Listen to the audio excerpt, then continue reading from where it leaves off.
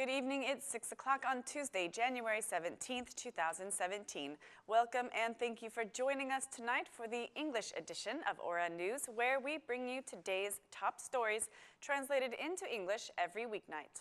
Civil society representatives, journalists, MPs, citizens, and some disabled persons protested today to defend free speech, asking the Audiovisual Media Authority to stop censoring radio, television, Aura News. The protesters were holding red cards in their hands, calling the director of the Audiovisual Media Authority to stop his abusive behavior. With placards in their hands, free speech was the main message of the protesters. Hundreds of young people from all around the country attended the protest. The chairman of the Parliamentary Commission of Education and Public Informing, a Democrat MP, Mr. Jens Polo, was among the citizens concerned about the AVM Authority attacks against Aura News. MP Polo accused the AVM Authority director of creating monopolies within the media market in the name of his own interests. The scholar, Edmund Tupe, was also at the protest and said that the media is now fighting to accomplish its mission. My protest objective is the loss of hope. The government and the Prime Minister want to shut down independent media at any cost, he said. The youth joined the protest in the name of their future and that of the media's role, especially of RTV Aura News, which they say shows professionalism and impartiality. The protesters asked for the AVM Authority director to resign, and the civil society activist, Mr. Kalaya, asked the prosecution to investigate how national licenses have been given to other TV stations openly, stating that there are abuses in this regard. The protesters declared that closing a media station means the end of democracy and warned of escalating their protest to defend free speech and open media as the only way to inform and broadcast unbiased truth.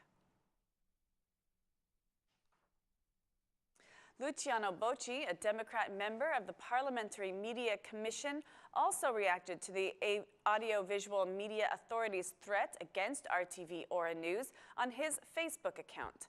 Mr. Bochy wrote that the media authority attacked Aura News once again in a shameful way. I was surprised when I read that the authority, which often violates the law, attacked free media instead of defending them from any discrimination. Attacking Aura News shows the Audiovisual Media Authority's pre-election political arrogance, sanctioning political execution for those practicing free speech in the Albanian media, says Bochy, adding that the media authority discriminates, blackmails, and threatens in violation of the law instead of ensuring equality, free competition, and objective appreciation for the media.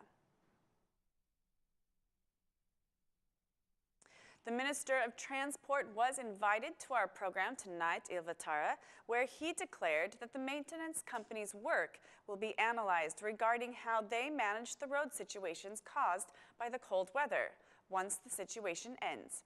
The minister said that the ministry will make a thorough analysis of the company's performance, adding that the government is about to reach an agreement with the World Bank for road maintenance costs. We are concluding an agreement with World Bank for the funds needed to maintain the 1,300 kilometers of national roads. The funding for road maintenance reaches up to 35 million euros, said the minister. Regardless of the necessity to build new roads, the Albanian state has not yet repaid its debts to the construction companies.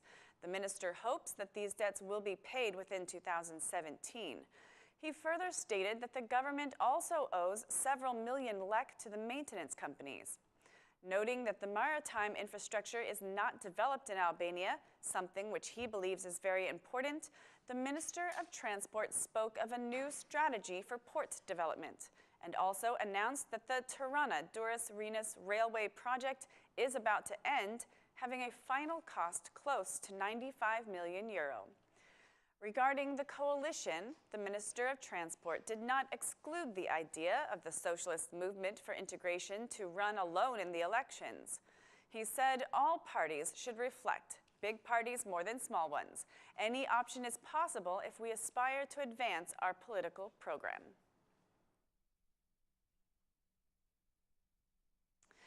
Democratic Party Chairman Luciano Bochy held a meeting today with the DP branch chairman where he reiterated his commitment to an open process for selecting his party's MP candidates.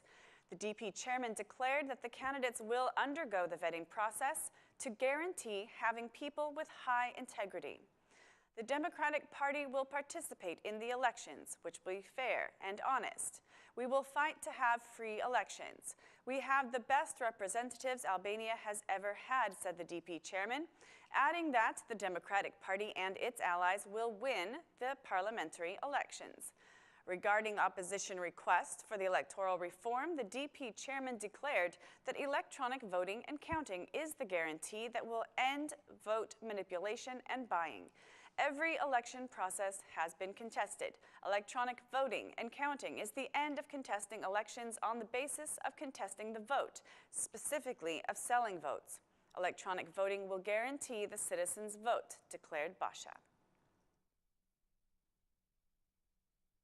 The socialist chairman of the Ad Hoc Commission on Electoral Reform, Balla, called on the opposition not to abandon the commission meetings in order to make the necessary changes to the electoral code. According to Mr. Balla, the proposals made by the Socialist Party are the same as what the OSCE, ODIHR have recommended. I call on Democratic representatives in the Ad Hoc Commission to continue with the commission meetings. We have a document with proposals made by all the parties, not only by the main political parties. Let's discuss the recommendations and work on finding consensus. The first point we should discuss is transparency over party and campaign funds. Also, we should discuss media coverage of electoral campaigns. Let's discuss the removal of paid television commercials. We should also discuss the Central Election Commission requests.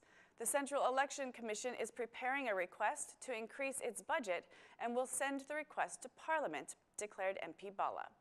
The co-chairman of the Ad Hoc Commission on Electoral Reform declared that the Socialist Party is not against electronic voting, but reiterated that the OSCE opinion should be taken into consideration. The International Monetary Fund mission has arrived in Albania. Today, the IMF mission held official meetings with Albanian authorities in Tirane. The IMF mission held the first meeting at the Ministry of Finance, where they were received by the Minister of Finance. There, they discussed the realization of revenue, the plans for old taxes, the execution of general tax directory loans, the 2017 fiscal package, and the government's projections for the revenue in 2017. Later, the IMF mission held a meeting with the Bank of Albania's technical staff and the Department for Monetary Policies Development.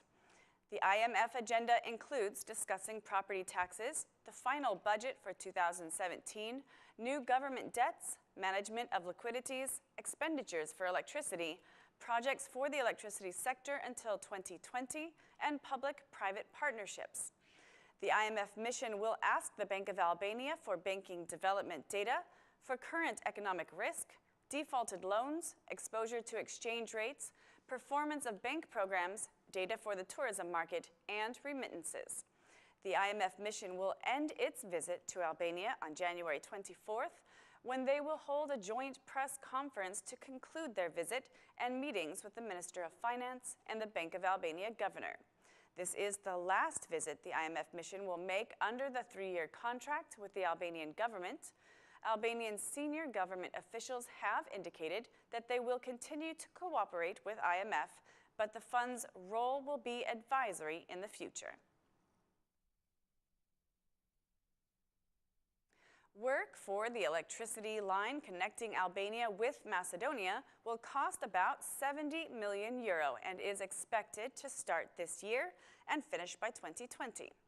The news was confirmed by the Vice Minister of Energy during the Parliamentary Economic Commission discussions. He explained that the bid for constructing the interconnection line will be made in March and that the agreement will be signed by the end of the year. The former Minister of Finances was also at the Commission meeting, where he declared that ratifying the agreement is not a parliamentary obligation and that, according to him, the most important thing is to get the loan for its construction. The project includes an interconnection line that goes from Fier in Albania to Manastir in Macedonia. The Albanian government will contribute €5 million to the project and then take a loan from the German bank KfW to completely finance the project. The project is meant to fortify the interconnection line, enabling energy exchanges and providing uninterrupted energy output in the region. That's all for our English edition this evening. Please join us again Monday through Saturday at 6 p.m. for your local news in English. My name is Mari, and on behalf of Aura News, thank you and good night.